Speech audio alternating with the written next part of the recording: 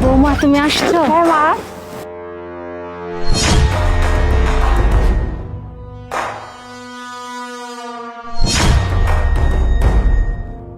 বৌমা আসো, আমরা ঠান্ডা ঠান্ডা জুসটা খেয়ে নিই। মা জুস তো খাবো সেটা ঠিক আছে, কিন্তু মা আমি তো প্রেগনেন্ট, খালি পেটে জুস খেলে যদি বাবুর কোনো সমস্যা হয়। কেন বৌমা, খেলে কিছুই হবে না, কোনো সমস্যা নেই, খেতে পারো।